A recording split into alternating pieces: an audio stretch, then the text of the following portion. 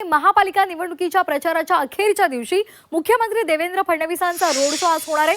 मुख्यमंत्री या रोड शोच्या दरम्यान बाईक स्वार होऊन मतदारांशी संवाद साधणार आहेत। मध्य नागपूरमध्ये मुख्यमंत्र्यांची ही बाईक रॅली असेल।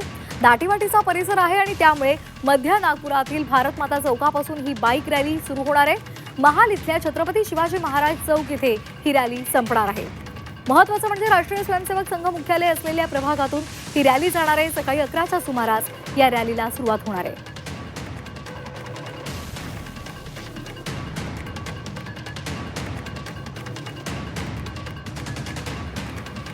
अधिक माहितीसाठी आपण जाणार आहोत आमचे प्रतिनिधी अमर काणे यांच्याकडे।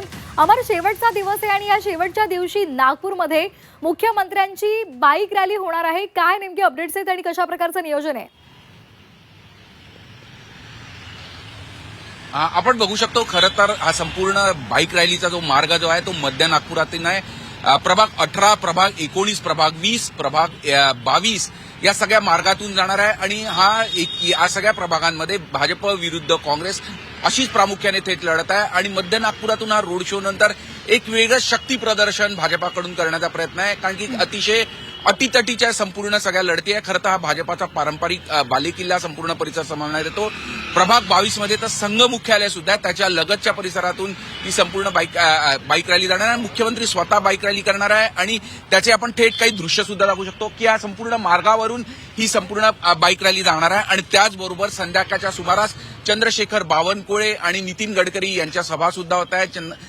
नितीन गडकरी यांची जी अखेरची सभा म्हणजे प्रचार संपण्याच्या काही मिनिटांपूर्वी जी सभा होणार आहे ती सुद्धा मध्य नागपुरात होत आहे। त्यामुळे भाजपाकरता संपूर्ण मध्य नागपूर किती महत्वाचं आहे लक्षात येत आहे, कारण की 6 विधानसभा क्षेत्र येतात, त्याच्यात मध्य नागपूरमध्ये नेहमीच अटीतटीच्या लढती झाल्या, अगदी काठावरच्या लढती झाल्या आणि त्याच्या शेवटला जोर लगावण्याकरता स्वतः मुख्यमंत्री मैदानात उतरून बाईक रॅली करणार आहे। स्वतः बाईक रॅली चालवत लोकांशी संवाद साधत, संपर्क साधत, अभिवादन स्वीकारत जाणार आहे।